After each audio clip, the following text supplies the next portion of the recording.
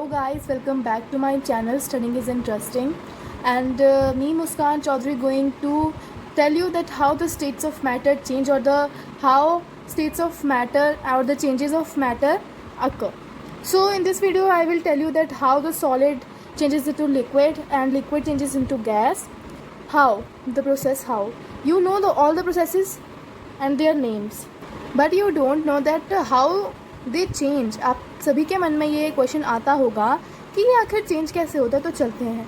हमारे पास 3 टाइप्स की स्टेट्स होती हैं, solid, liquid and gas. Okay, यही 3 टाइप्स की स्टेट जो है हमारे आसपास में अकर करती हैं। सॉलिड यानी कि जिसके पार्टिकल्स जो होंगे वो टाइटली पैक्ड होंगे। उसके बाद जो लिक्विड होगा उसके जो पार्टिकल्स होंगे वो उनमें कुछ स्पेसेस होंगी। देन गैस की पार्टिकल्स क्या होंगे, बहुत ज़्यादा स्पेसेस होगी। मतलब जैसे मान लीजिए हमारे पास ये है सॉलिड, तो सॉलिड के पार्टिकल्स कैसे होंगे, ऐसे ऐसे ऐसे जॉइंट होंगे। और अगर यहाँ पे लिक्विड है तो लिक्विड के पार्टिकल्स थोड़े से स्पेसेस के साथ होंगे। एंड देन अगर गैस है तो गैस के पार्टिकल्स काफ़ी दूर दूर होंगे। तो ये है हमारी 3 टाइप्स ऑफ स्टेट्स जो कि मैटर में एग्जिस्ट करती हैं। हमारे आसपास सिर्फ 3 टाइप्स की चीज़ें होती हैं, या तो वो सॉलिड होगी, या फिर सेमी सॉलिड होगी यानी कि जेल, या तो वो लिक्विड होगी, और या तो वो गैस होगी। तो अब हम पढ़ेंगे कि इसके चेंजेस अक्कर कैसे करते हैं। जैसे कि हमारे पास सॉलिड है, तो सॉलिड को अगर हमने करना है लिक्विड में चेंज, तो जैसे कि सॉलिड को लिक्विड में चेंज करने के लिए उसका कौन सा प्रोसेस होता है, solid to liquid is called, उस प्रोसेस को हम बोलते हैं फ्यूजन। जब हम सॉलिड को लिक्विड में चेंज करते हैं तो उसको बोलते हैं फ्यूजन, और जब हम लिक्विड को गैस में चेंज करते हैं तो उसे बोलते हैं वेपराइजेशन। ओके, ये होता है वेपराइजेशन। तो आज हम 3 स्टेट्स के बारे में सिर्फ पढ़ेंगे कि इनमें चेंजेस कैसे अक्कर होते हैं। तो चलते हैं फर्स्ट स्टेट के साथ, जब हमारा जो होगा सॉलिड चेंज होगा लिक्विड में। Okay, solid will change into liquid. So let's take some examples and understand the topic. तो यहाँ पे आप ले लीजिए एक बीकर, जिसके अंदर आपके पास 5 से 6 आइस क्यूब्स ले लेना, एंड उसके अंदर डाल दो एक थर्मामीटर। अगर आपके पास है तो डाल दो, वैसे होना चाहिए ताकि आपको टेम्परेचर पता चलता रहे। देन उसको एक बर्नर के ऊपर रख दो। तो फिर उसके बाद आपने क्या करना है, बर्नर के ऊपर आप जैसे मान लीजिए आपकी आइस जो है वो -15 डिग्री सेल्सियस की आइस थी आपके पास। तो जैसे जैसे उसको हीट मिलेगी उसका टेम्परेचर बढ़ता जाएगा। मतलब -15 से होगा -5 डिग्री सेल्सियस, देन यहाँ पे हो जाएगा 10 डिग्री सेल्सियस, -5 डिग्री सेल्सियस, और एट लास्ट जो स्टेज होगी उसकी 0 डिग्री सेल्सियस पर वो आ जाएगा। मतलब आइस था हमारे पास 15 डिग्री सेल्सियस का, जब उसको हीट प्रोवाइड हुई, मतलब आइस जो है वो छोटे छोटे पार्टिकल्स से बना हुआ है। ओके, छोटे छोटे पार्टिकल्स से जो कि जॉइंटली मतलब एक साथ जुड़े हुए हैं। तो उसका जो टेम्परेचर था वो था 5 degree Celsius, understand, 15 degree Celsius था। तो उसके बाद जब हमने उसको हीट प्रोवाइड की तो जो हीट थी वो क्या हुआ, सॉलिड के पार्टिकल्स ने एब्जॉर्ब कर ली। मतलब ये सॉलिड का पार्टिकल है और ये है हीट, तो क्या हुआ कि सॉलिड के पार्टिकल ने हीट को एब्जॉर्ब कर लिया। जैसे अमीबा होता है ना, अमीबा ऐसे खुल के अपना फूड ले लेता है, वैसे ही पार्टिकल्स जो होंगे वो हीट को एब्जॉर्ब करते जाएंगे, और उस तरह से उसका टेम्परेचर जो है वो बढ़ता रहेगा।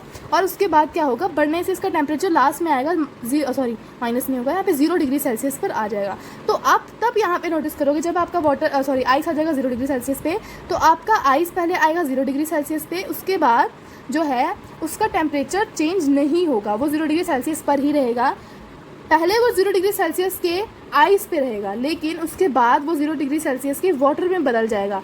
मतलब क्या हुआ कि जो हमारा आइस का पार्टिकल था, जब वो 0 डिग्री सेल्सियस पे पहुंच गया, हमारे सारे आइस के जो था वो टेम्परेचर 0 डिग्री सेल्सियस पर पहुंच गया, तो जो आइस के पार्टिकल्स थे उन्होंने सारी हीट को एब्जॉर्ब किया, और उसके बाद वो जो हमारी आइस होगी 0 डिग्री सेल्सियस की, वो बन जाएगी 0 डिग्री सेल्सियस के वाटर में चेंज हो जाएगी।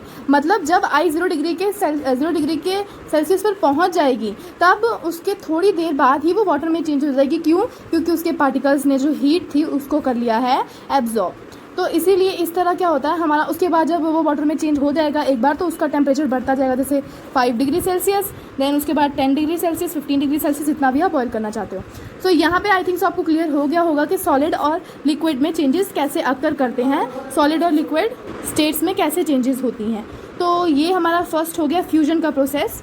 आपको पता चल गया होगा फ्यूजन इस प्रोसेस को बोलते हैं, जब हमारा सॉलिड लिक्विड में चेंज होता है। तो चलते हैं अब नेक्स्ट, जैसे कि लिक्विड और गैस के बारे में पढ़ने के लिए, कि जब हमारा लिक्विड जो होगा वो गैस में चेंज होगा।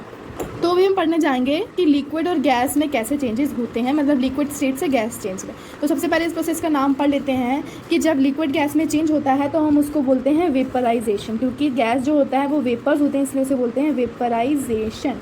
ओके, तो इस प्रोसेस की तरफ चलते हैं। तो इसके लिए भी आपको क्या करना है, एक बीकर लेना है और उसको भी सेम हीट पर रख देना है, एंड उसके बाद उसको हीट पे रखने के बाद आपने उसमें डाल देना है वाटर और उसमें डालना है आपने थर्मोमीटर, सेम जैसे कि हमने पहले किया था। थर्मोमीटर डालने के बाद उस वाटर को आपने हीट पर रख दिया, एंड सपोज़ आपका वाटर जो है वो है नॉर्मल 25 डिग्री सेल्सियस यानी कि रूम टेम्परेचर पर वाटर है। तो 25 डिग्री सेल्सियस पे हमारा जो वाटर था वो रूम टेम्परेचर पर था। तो अब हम आगे बढ़ेंगे कि क्या होगा जब मैंने इस वाटर को हीट किया।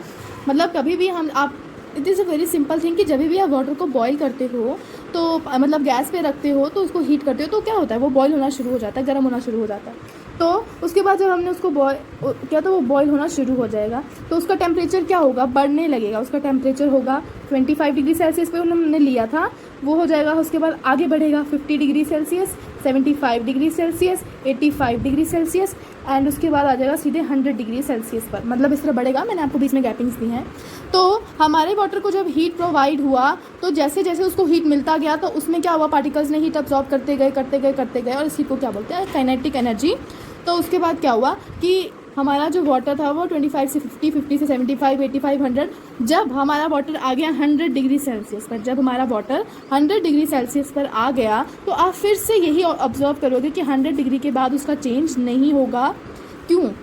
क्योंकि 100 डिग्री के बाद जब हमारा वाटर आ जाएगा 100 डिग्री पर तो आप ऑब्जर्व करोगे कि इसके ऊपर से वेपर्स निकलने शुरू हो गए हैं। ऐसा क्यों हुआ? क्योंकि जब वाटर हमारा 100 डिग्री सेल्सियस पर आ गया था तो 100 डिग्री सेल्सियस के वाटर ने, मान लो ये वाटर था और ये 100 डिग्री सेल्सियस का है, ओके, ये वाटर 100 डिग्री सेल्सियस का है। तो जब इस 100 डिग्री सेल्सियस के वाटर ने हीट को ऑब्जर्व किया तो वो हीट जब 100 डिग्री सेल्सियस पर आ गया, पूरे 100 डिग्री सेल्सियस पर, तो उसको और हीट मिलती जा रही है, लेकिन टेम्परेचर चेंज नहीं हो रहा। तो उसकी स्टेट चेंज होगी, टेम्परेचर चेंज नहीं होगा, क्योंकि उसके पार्टिकल्स हीट ऑब्जॉर्ब कर लेंगे जो एक्स्ट्रा हीट मिलती जा रही है और उससे उसका वेपर्स फॉर्म हो जाएंगे, जिससे कि हमारी एक न्यू स्टेट जो होगी वो फॉर्म हो जाएगी। मतलब 100 डिग्री सेल्सियस का जो हमारा वाटर था, 100 डिग्री सेल्सियस का वाटर जो था हमारे 100 डिग्री सेल्सियस के वेपर में चेंज हो गया। ये बहुत ज़्यादा सिंपल था क्योंकि आपने छोटी क्लासेस में 5th में किया होगा। बेसिकली ये 9th क्लास का जो है सिलेबस में आता है। तो ये वाटर और वेपर में चेंज हो गया, ये बहुत ही सिंपल था, आपको समझ में आ गया होगा। तो यही था कि हम किस तरह से सॉलिड को लिक्विड में चेंज करते हैं। सॉलिड को लिक्विड में कैसे चेंज करते हैं?